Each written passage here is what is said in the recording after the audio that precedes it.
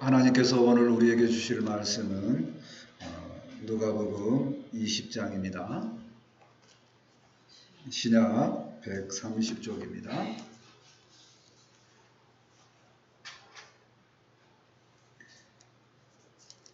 누가복음 20장 19절에서 26절까지입니다. 한 절씩 교독합니다. 서기관들과 대제사장들이 예수의 이 비유는 자기들을 가리켜 말씀하신 줄 알고 즉시 잡고자 하되 백성을 두려워하더라. 이에 여부가 예수를 중국에 권세 아래 넘기려 하여 증거문을 벌여 그들로 스스로 의인인지 하며 예수의 말을 듣자게 하니 그들이 물어 이르되 선생님이여 우리가 아노니 당신은 바로 말씀하시고 가르치시며 사람을 외모로 취하지 아니하시고 오직 진리로서 하나님의 도를 가르치시나이다. 우리가 가이사에게 세를 바친 것이 없으니 예수께서 그 관계를 아시고 이르시되 대나리온 하나를 내게 보이라. 누구의 형상과 권력이 있느냐. 대답하되 가이사의 것입니다. 이르시되 그런즉 가이사의 것은 가이사에게 하나님의 것은 하나님께 바치라 하시니 그들이 백성 앞에서 그를 책잡지 못하고 그의 대답을 놀라게 하여 질문하니라. 아멘. 6월 말까지 이제 자동차세를 내야 됩니다. 자동차세를 제가 용기가 두 개가 있어서 비교를 해봤는데요. 교회 차하고 제 차하고 비교를 해봤는데 교회 차가 얼마 안 됐고 더 훨씬 고가인데 세금은 더 적게 나왔더라고요. 왜 그러지 하다가 어디다 따질 데도 없고 따져봐야 안 될 것 같아서 그만 내자 이렇게 마음을 먹었지만 동시에 또 그 생각을 해봤습니다. 세금은 나라에서 정한 세금은 우리가 불편하지고 뭔가 불만이 있지만 잘 내는데 다른 의무는 어떻게 생각하고 있는가 생각을 해봤습니다. 그래서 오늘 말씀을 준비를 했습니다. 우리 주님께서는 세금과 같은 의무사항에 대해서 교회에서 어떻게 해야 될까 가르쳐 주십니다. 오늘 말씀을 잘 듣고 불편하지만 힘내서 열심히 생활하는 우리 모두가 되었으면 좋겠습니다. 아멘. 첫 번째로 예수를 책잡게 노력하는 모습을 보고자 합니다. 19절 말씀입니다. 서기관들과 대제사장들이 예수의 이 비유는 자기들을 가리켜 말씀하신 줄 알고 즉시 잡고자 하되 백성들을 두려워하더라. 서기관들과 대제사장이 예수님을 잡고자 한다는 겁니다. 사실 서기관은 하나님의 말씀을 연구하는 사람들입니다. 제사장은 제사를 통해서 하나님의 백성들을 성격케 하는 도움을 주는 사람들입니다. 이렇게 늘상 하나님을 생각하는 사람들이 반대로 지금 예수님을 붙잡고자 하고 있는 거죠. 그들은 종교적인 특권을 누리고 있기 때문에 예수님과 같은 모습으로 살 수 없었던 것입니다. 서기관들이 또 대제사장들이 앞에 내용을 보면 이제 책망하는 내용이 예수님의 비유 말씀으로 나오거든요. 그러니까 듣고 나서 그렇게 생각을 한 겁니다. 저 사람 예수는 선지자인 것 같은데 우리하고 절대 같이 갈 수 없다. 결정을 한 겁니다. 절대 같이 갈 수 없다. 결정을 하고 예수를 붙잡자 이렇게 했습니다. 자, 근데 그런 충동이 있지만 지금 참습니다. 왜 참냐면 백성들을 두려워하기 때문에.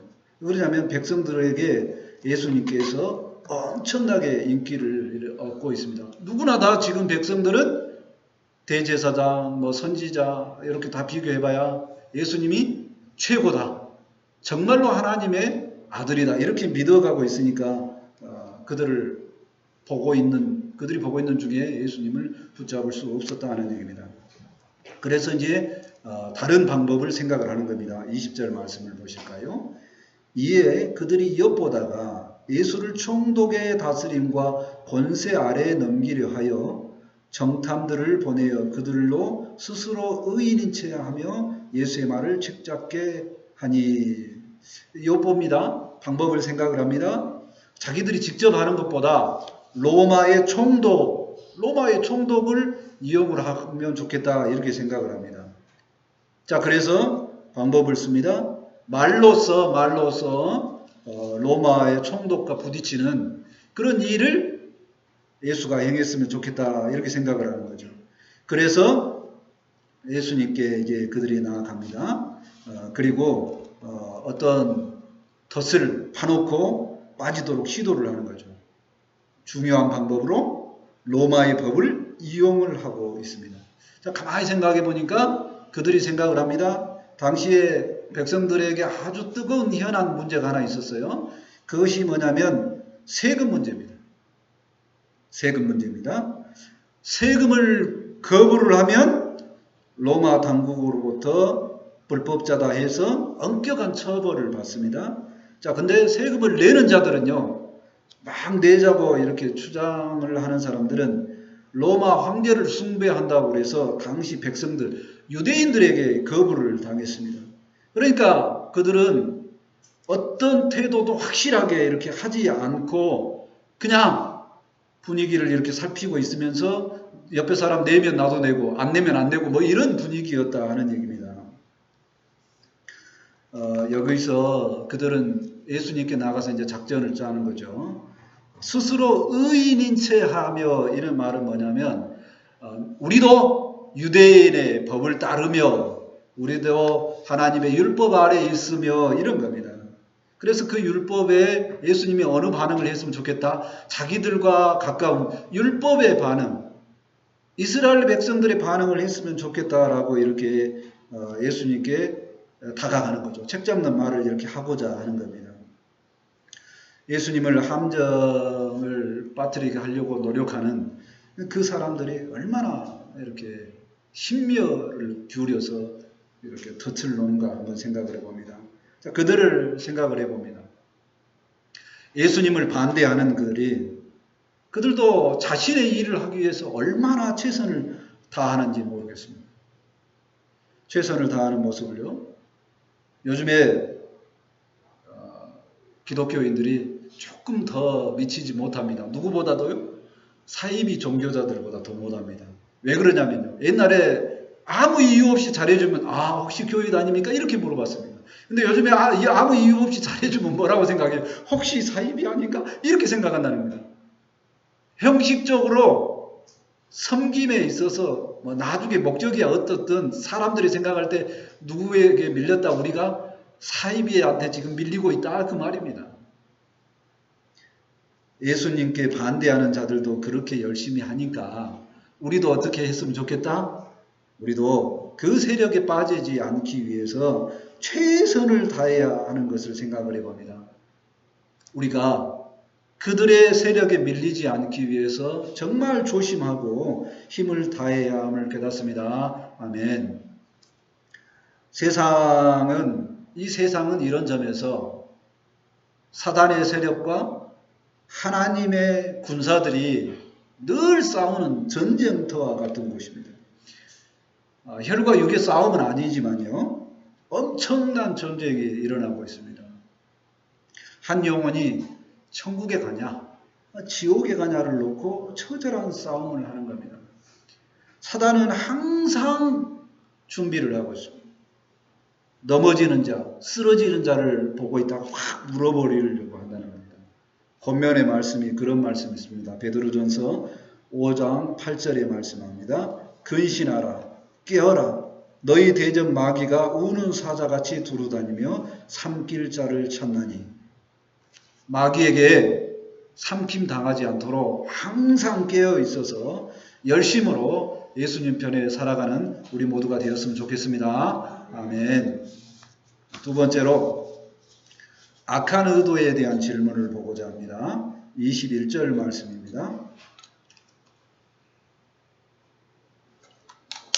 그들이 물어 이르되 선생님이요 우리가 아노니 당신은 바로 말씀하시고 가르치시며 사람을 애모로 취하지 아니하시고 오직 진리로서 하나님의 도를 가르치시나이다. 그들이 예수님을 엄청 칭찬합니다. 당신은 말씀을 바로 말씀하시고 가르치시고 또 사람도 애모로 판단하지 않고 오직 진리로서 하나님의 도를 가르치십니다. 선생님, 우리도 당신이 이런 사람인지 진실로 인정합니다. 우리가 그렇게 알고 있습니다. 이렇게 이야기하죠. 이 정탐꾼들이 말하는 내용은 어떤가요? 다 사실입니다. 좋은 말입니다. 자, 근데 원래 정탐꾼은 예수님의 적이잖아요. 그러니까 아는 예수님을 칭찬을 하는 게 아니라 가식적인 말을 하는 겁니다. 예수님을 추종하는 자들인 척 하면서 예수님과 이렇게 가까이 와서 가식적인 표현을 하면서 이렇게 마음이 열리도록 하고 있습니다. 무방비 상태가 되어 있으면 예수님도 어떻게 해요? 순간 그들이 원하는 말을 하게 될 수 있다는 얘기입니다.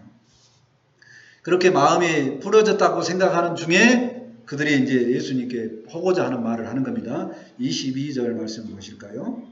우리가 가이사에게 세를 바치는 것이 옳으니까 옳지 아니하니까 하니 그들이 질문합니다. 우리가 가이사에게 세를 바칠까요 말까요? 둘 중 하나를 선택하도록 질문하는 겁니다. 굉장히 머리 써서 그들은 질문을 하는 겁니다. 함정을 파놓고 이제 질문을 하는 거죠.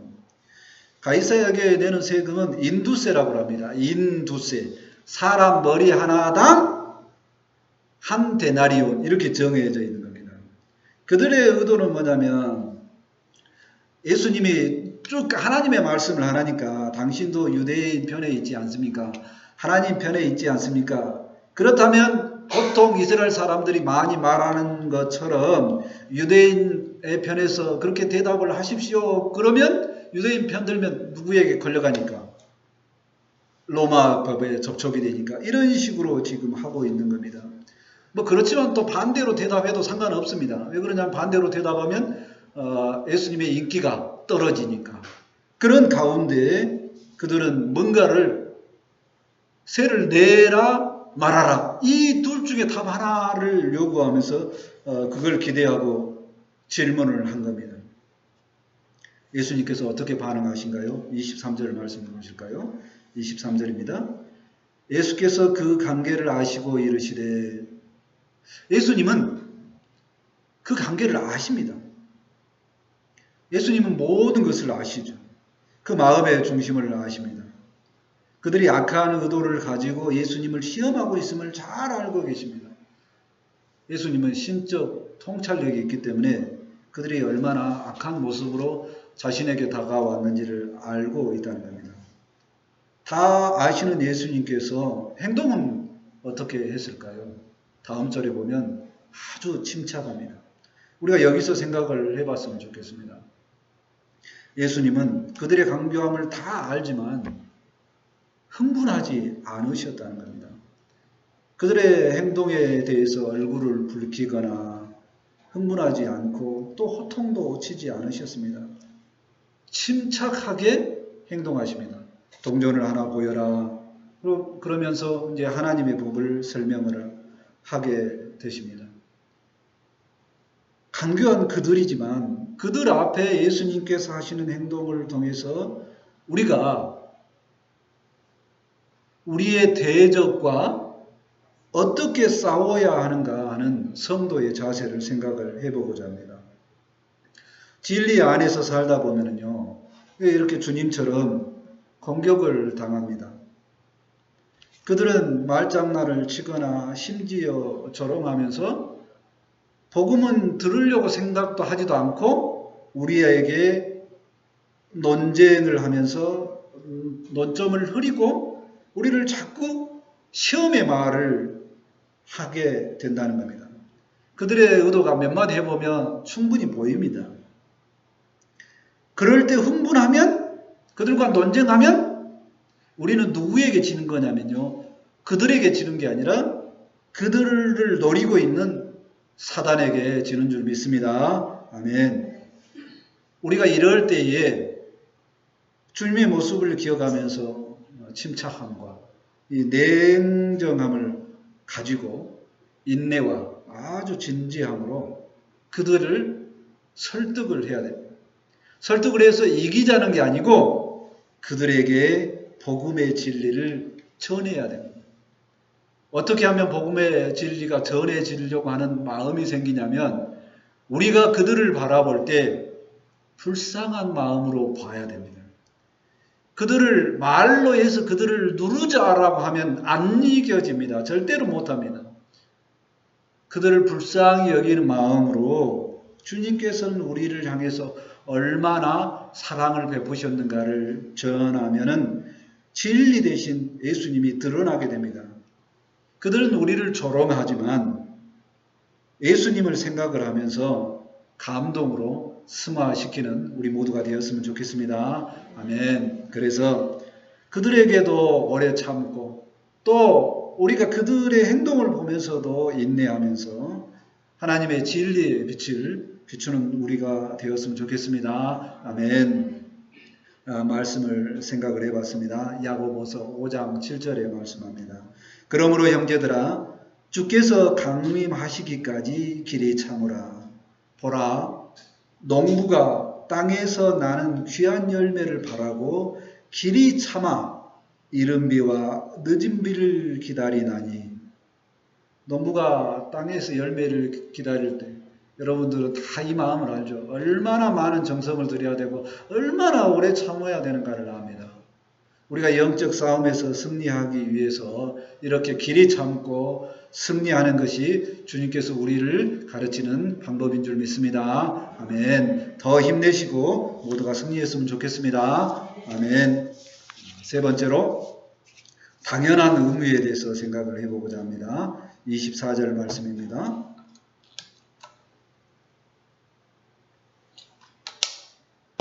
24절입니다. 데나리온 하나를 내게 보이라. 누구의 형상과 글이 여기 있느냐? 대답하되 가이사의 것이니이다. 예수님은 데나리온 하나를 보여달라고 말씀합니다. 데나리온은 가장 보편적인 로마의 화폐로서 하루 품삯입니다. 그리고 질문합니다. 동전에 그림이 있겠죠. 누구의 형상이고 누구의 글이냐 이렇게 물어봅니다. 그래서 그들이 대답합니다. 가이사의 형상과 글입니다. 그 글에는 존엄한 아우구스투스의 아들인 티베리우스 케사르 아우구스투스 이렇게 적어져 있습니다. 발음이 잘 안 되는데요. 간단히 이야기하면 케사르, 가이사, 영어식 표현으로 말하면 시저, 이 사람을 이렇게 신격화하는 글이 써져 있습니다. 신격화. 다시 말해서 하나님과 동등한 위치에 놓으려고 하는 그 통치 방법이죠. 그렇기 때문에 우상 숭배를 굉장히 싫어하는 유대인들이 그 형상을 보고 종교적으로 갈등을 일으키고 이제 배척을 하는 겁니다. 이 가이사라고 말하는 것이 그렇게 되어 있다라고 하는 거죠. 그 말을 듣고 나서 예수님께서 뭐라고 말씀하십니까? 최종 답변을 같이 한번 읽어볼까요? 25절 말씀입니다. 25절을 같이 한번 읽어보겠습니다. 시작. 이르시되 그런즉 가이사의 것은 가이사에게 하나님의 것은 하나님께 바치라 하시니. 아멘. 예수님의 대답은 가이사의 것은 가이사에게 하나님의 것은 하나님께 바치라 그럽니다. 그런즉 이 말은 뭐냐면 지금 법이 가이사의 법 아래 너희가 놓여 있지 않느냐 그렇게 이야기합니다. 그런즉 가이사의 법을 따라서 가이사에게 할 의무를 다 해라 하는 겁니다. 근데 이걸로 끝나지 않고 또 뭐라고 합니까? 또 하나님의 것은 하나님께 바치라 이야기합니다. 가장 쉽게 표현하면 세상의 의무도 다 하고 하나님의 의무도 다 하라 이야기합니다. 구약의 많은 말씀들이 율법적으로 이제 정리를 해보면 저희가 지금 오후 예배 때는 십계명을 공부하고 있지 않습니까? 간단하게 정리하면 하나님 사랑, 이웃 사랑 이렇게만 되어 있습니다. 뭐는 잘 안 보여요? 국가에 대한 의무가 잘 안 보입니다. 근데 예수님께서는 확실하게 이야기를 하는 거죠. 분명한 원칙에 말씀을 하신 겁니다. 하나님과 국가의 의무를 다 하라 이렇게 이야기합니다. 두 의무를 감당하되 조화롭게 감당을 해야 된다는 것입니다. 이렇게 예수님께서 아주 합당하게 진리의 말씀을 전하니까 그들의 반응이 어떤가요? 26절 볼까요? 그들이 백성 앞에서 그 말을 능히 책잡지 못하고 그의 대답을 놀랍게 여겨 침묵하니라. 예수님의 지혜로운 답변에 정탐꾼들은 충격을 받습니다. 예수님을 책잡고자 했는데 오른편도 왼편도 아니고 둘 다 하라고 하니까 한마디도 못하고 물러나죠. 시험이 종결이 되었습니다. 근데 여기에서 가이사의 것은 가이사에게, 하나님의 것은 하나님께 바치라는 말씀을 예수님께서 하셨는데 이 말을 우리가 더 한 번 더 생각을 해봤으면 좋겠습니다. 둘 다 지켜야 될 의무를 이야기를 합니다. 어느 한쪽에 치우쳐 있으면 안 된다는 겁니다. 동시에 조화롭게 해야 됩니다.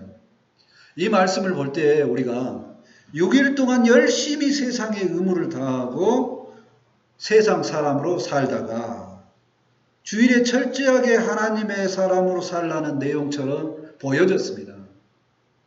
근데 사실은 그렇게도 말씀을 볼 수 있는데 가이사의 것은 가이사의 것, 하나님의 것은 하나님께 바치라는 것은 두 개를 다 하라는 얘기입니다.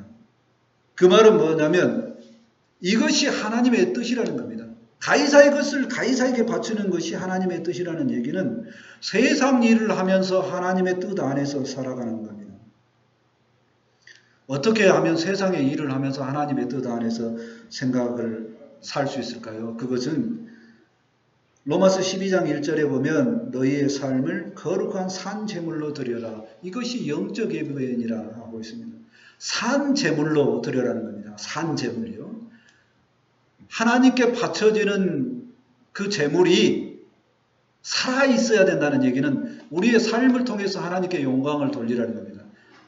세상 사람들을 만날 때도 하나님을 대하듯이 만나야 된다는 거고, 제물을 드려야 된다는 것은 제물은 하나님께 합당하게 드려야 된다는 겁니다. 세상에 살 때 세상 사람들과 똑같이 사는 게 아니라 그들과 살면서도 하나님 보시기에 합당하게 살아야 된다는 겁니다. 이게 하나님께서 보실 때 가이사의 것을 가이사에게 돌려드리는 모습입니다. 우리가 하나님께서 보실 때에 기쁘시게 거룩하게 드려지는 산 제물로 살 수 있기를 기도합니다. 아멘. 또 하나를 생각을 해봅니다. 대한민국의 의무는 잘합니다. 세금도 잘 내지요. 잘 내는 줄 믿습니다. 똑같이 교회에서도 철저하게 의무가 있다는 겁니다. 그 의무가 정리해보면 각각 생각해보면 다릅니다. 은혜 중에 각각 생각하는 것이 다릅니다. 어떤 사람은 11조와 같은 의무, 어떤 사람은 공예배, 어떤 사람은 봉사와 섬김을 의무로 생각합니다. 이 모든 의무가요, 하나님께서 합당하게 우리에게 주시는 의무인 줄 믿습니다. 아멘. 믿음의 분량에 따라서 약간의 차이가 있지만 세금도 약간의 차이가 있듯이 그 모든 것은 안 지키자가 아니라 지키되 믿음의 분량에 따라서 지켜야 된다는 겁니다. 우리가 오늘 말씀을 통해서 가이사의 것은 가이사에게 드림으로, 하나님의 것은 하나님의 드림으로 우리가 하나님께서 보실 때에 온전한 당연한 의무를 다하며 기쁨의 삶으로 하나님께 나아갈 수 있기를 기도합니다. 아멘. 두 의무를 다하며 하나님께서 보실 때 성숙한 믿음의 사람들이 다 되었으면 좋겠습니다. 아멘. 말씀을 정리합니다. 예수님을 공격했던 자들을 생각을 하면서 우리도 늘상 공격받는 그 대상들을 대비하면서 철저하게 주님 편에 서서 우는 사자 마귀에게 먹히지 않는 우리가 되었으면 좋겠습니다. 아멘. 또한 세상 사람들을 흥분하지 않고 그들을 잘 상대하고 있는 예수님을 보면서 우리도 동일하게 인내하고 하나님의 백성에서 하나님의 백성으로 온전히 잘 살 수 있기를 기도합니다. 또한 우리 모두가 세상 의무도 잘 지키고 또 하나님의 의무도 잘 지켜서 성숙한 믿음의 사람이 다 되었으면 좋겠습니다. 아멘. 그렇게 지킬 때 야고보서 1장 12절에 주님께서 약속하셨습니다. 시험을 참는 자는 복이 있나니 이는 시련을 견디어낸 자가 주께서 자기를 사랑하는 자들에게 약속하신 생명의 면류관을 얻을 것이기 때문이라. 주님께서 우리를 사랑하셔서 가시 면류관을 썼듯이 우리도 주님과 함께 동행하며 시험을 참는 자가 되어서 의의 면류관을 다 받는 우리 모두가 되었으면 좋겠습니다. 아멘. 기도합니다. 하나님, 우리가 아버지 하나님 늘 하나님 앞에 살아가는 모습이 되게 도와주시옵소서. 세상 사람들에 대비하여서 가이사의 것을 가이사에게 바치는 것처럼 우리가 세상의 의무도 철저하게 다하고 또한 하나님의 것은 하나님에게 바치듯이 저희가 열정적으로 하나님의 것을 생각하며 하나님에 대한 의무도 다 할 수 있는 우리 모두가 될 수 있도록 함께하여 주옵소서. 우리를 사랑하신 주님께서는 우리를 구원하기 위해서 가시 면류관을 씌우셨습니다. 그리고 그 면류관 우리도 동일하게 쓰기를 원하며 인내하라고 하셨습니다. 그러면 그 사랑에 의해서 우리에게 면류관을 주신다고 하십니다. 우리가 주님 바라봄으로 주님과 동행하며 의의 면류관을 다 쓸 수 있도록 함께하여 주옵소서. 하나님, 이 시간 말씀하셨사오니 우리가 이 말씀을 받고 생명을 얻게 도와주시옵소서. 이 말씀이 능력이 되고 힘이 되기를 원합니다. 함께하여 주옵소서. 감사하며 예수님의 이름으로 기도합니다. 아멘. 이제 다 같이 찬송 64장 부르시고 준비하신 힘을 하나님께 드립니다.